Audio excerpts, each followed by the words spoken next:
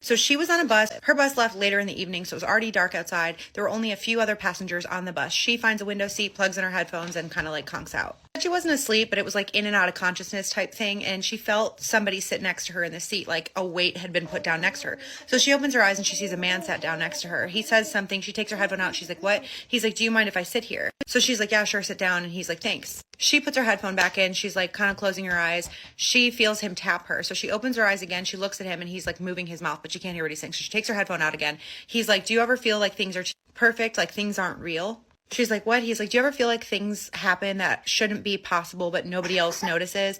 And she's like, "What do you mean?" And he turns fully to look at her and he's like glitches. She doesn't know what he's going on about. She thinks he's like on something. So she said, like, although she was like a little bit creeped out, she didn't want to be rude, but she just is like, "Yeah, sure, I guess." And like turns back to like put her headphone in. She doesn't even close her eyes and he's talking again. So she takes her headphone back out and he's like, "Yeah, I had a feeling you'd understand." He was very calm in the way that he spoke to her. And he's like, "You see things that other people don't. You see the world flicker. You see the gaps." So she's just like, "I guess this is what we're doing now." Doesn't even try to like listen to music again. She's like, "I don't really know what you mean."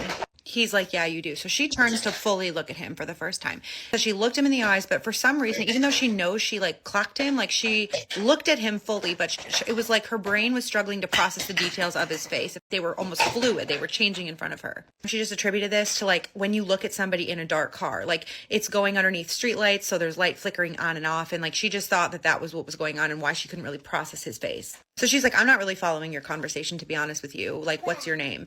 And he goes, "I don't have a name that matters anymore." She's like, "Well, you said that I know what you mean. And to be honest with you, I don't." So he's like, "Well, I don't know that you know what I mean, but they do." And she's like, "Who is they?" And he's like, "The Veil Keepers." She's like, "What?" And he's like, "Yeah, like they're the ones that keep the illusion, that make sure that nobody notices when things shift." He's like, "They're the ones that make sure that nobody knows when time rewinds or when people disappear and then they're rewritten." Then he tells her something along the lines of the world that she sees is not real. It's just a projection. It's a layer.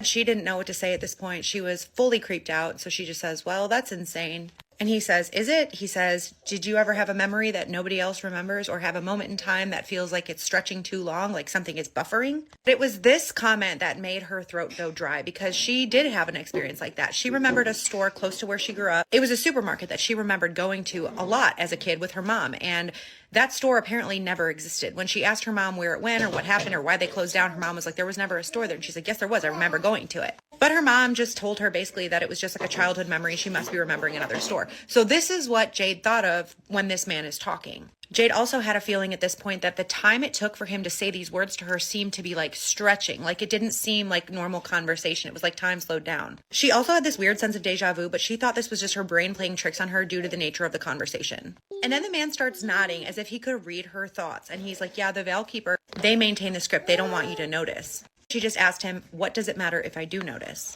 At this point, the bus hits like a bump in the road and they both jolt. The man looks around nervously and he says, "Because if you notice, they start watching you." Jade says nothing. She's just trying to process what is going on when all of a sudden the bus's lights flicker. When the bus's lights come back on, he's not there anymore. There was a ringing in her ears like static and it was like her vision blurred for a second. She saw dark shadow-like figures standing all around the bus. Their limbs were wrong, stretched like shadows in the flickering light and featureless faces that seemed to study her. The bus lurches again, her eyes come back to normal and the ringing in her ears stops and she can't see anything out of the ordinary. She looks around at the other passengers. Everyone's just going about their business, reading books, listening to music, asleep, nothing out of the ordinary. Her heart is racing. She's like, "I must have just imagined all that. I don't know what's wrong with me. Maybe I'm tired."